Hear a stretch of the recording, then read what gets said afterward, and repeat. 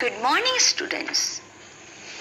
कल मैंने आपको आपकी हिंदी पाठ्य पुस्तक के पाठ 2 यह मेरा यह मीत का कहानी के बारे में समझाया था। आज मैं आपको उसके अभ्यास को लिखवाऊंगी। तो हम स्टार्ट करते हैं व्याकरण एवं भाषा कौशल से। क तत्सम रूप लिखिए। मीत का मित्र, मूर्ख का मूर्ख, निठुर का निष्ठुर, सूखी का शुष्क, भिखारी का भिक्षुक, सीख का शिक्षा। अब हम ख विशेषण विशेष अलग कीजिए को लिखवाएंगे। दरिद्र पिता, विशेषण दरिद्र, विशेष पिता। गहरी मित्रता, विशेषण गहरी, विशेष मित्रता। पर्याप्त अन्न, विशेषण पर्याप्त, विशेष अन्न। धनी व्यापारी, विशेषण धनी, विशेष व्यापारी। सुखी परिवार, विशेषण सुखी, विशेष परिवार। फटेहाल भिक्षुक, विशेषण फटेहाल, विशेष भिक्षुक। ग निम्नलिखित मुहावरों का अर्थ लिखकर वाक्य प्रयोग कीजिए। अर्थ मैं आपको बताऊंगी, वाक्य प्रयोग आपको स्वयं करना है। प्रथम है हाथ बटाना। हाथ बटाने का अर्थ होता है मदद करना। स्वर्ग सिधारना, मर जाना। दाने दाने का मोहताज होना, तरस जाना। बुद्धि खुल जाना, समझ जाना। तो ये सारे मुहावरे थे।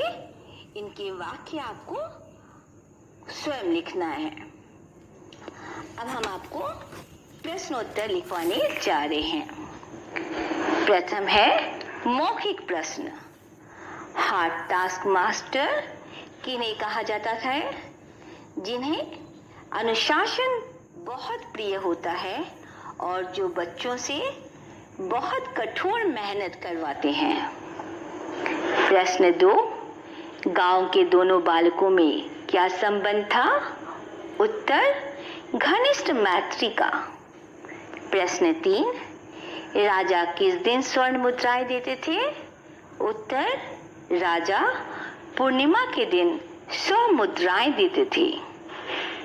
प्रश्न 4, मंत्री के लड़के की बुद्धि किस प्रकार खुली? उत्तर, व्यापारी मीत की सीख सुनकर। अब हम आपको लघु उत्तरीय प्रश्न करवाने जा रहे हैं। प्रश्न, दोनों बालक एक दूसरे को क्या कहकर पुकारते थे? दोनों बालक एक दूसरे को मीत कहकर पुकारते थे। प्रश्न 2, राजा ने दरिद्र मीत की विद्वता देखकर उसे क्या बना दिया? राजा ने दरिद्र मीत की विद्वता देखकर उसे मंत्री बना दिया। प्रश्न 3, मंत्री ने पुराने मीत को किस रूप में देखा? उत्तर, मंत्री ने पुराने मीत को फटेहाल भिक्षुक के रूप में देखा।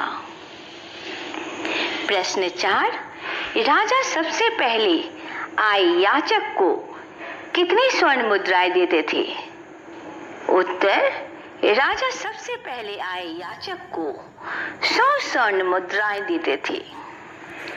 अब हम आपको दीर्घ उत्तरीय प्रश्न लिखवाने जा रहे हैं। प्रश्न 1, दरिद्र बालक किन किन विद्याओं में का प्रकांड विद्वान हुआ? दरिद्र बालक राजनीति, धर्मशास्त्र, अर्थशास्त्र, इतिहास, साहित्य, ज्योतिष आदि नाना प्रकार की विद्या के प्रकांड विद्वान के रूप में प्रतिष्ठित हुआ। प्रश्न 2, व्यापारी के भाग्य पर किस प्रकार का वज्रपात हुआ? उत्तर, व्यापारी के भाग्य पर इस प्रकार वज्रपात हुआ कि अकस्मात एक रात डाकुओं ने उसकी सारी संपत्ति लूट ली और जान बचाने के लिए जब उसके परिवार के लोग घर से बाहर निकल आए तब डाकुओं ने उसका घर भी फूंक डाला। इसी शोक में व्यापारी स्वर्ग सिधार गया। उसका पुत्र बेचारा दाने दाने का मोहताज हो गया। परिवार के भरण पोषण के लिए उसके सामने भीख मांगने के सिवा कोई रास्ता नहीं रह गया। प्रश्न 3, मंत्री ने अपने मित्र की सहायता किस प्रकार की? उत्तर, मंत्री ने अपने मित्र की दुर्दशा देख बहुत दुखी हुआ और बोला, चिंता ना करो मित्र, हमारे महाराज प्रत्येक पूर्णिमा के दिन जो याचक सबसे पहले आता है उसे 100 मुद्राएं देते हैं। आज से तीसरे दिन ही पूर्णिमा है। मैं राजा के सामने सबसे पहले तुम्हारे पहुंचने की व्यवस्था कर दूंगा। इस तरह तुम्हें 100 मुद्राएं मिल जाएंगी तथा तुम उससे परिवार का भरण पोषण और कुछ व्यापार भी शुरू कर लेना। दूसरे दिन व्यापारी निश्चित स्थान पर पहुंचा। मंत्री को की व्यवस्था से उसे 100 मुद्राएं मिल गई और वह हंसता हुआ घर लौटा। अब उसका परिवार सुख से रहने लगा। प्रश्न 4, यह मेरा यह मीत का से क्या तात्पर्य है? इसका उत्तर आपको स्वयं करना है। ये आपके होमवर्क में है। अब हम आपको घ करवाते हैं। किसने किससे कहा? इस तरह हम कब तक तुम्हारे मेहमान बने रहेंगे? व्यापारी मीत ने मंत्री से कहा। प्रश्न 2, जो याचक सबसे पहले सामने आता है राजा उसे 100 मुद्राएं देते हैं। उत्तर, मंत्री ने व्यापारी मीत से कहा। प्रश्न 3, तुम जानते हो 5 वर्ष पहले मेरा क्या हाल था? उत्तर, व्यापारी मीत ने मित्र पुत्र से कहा।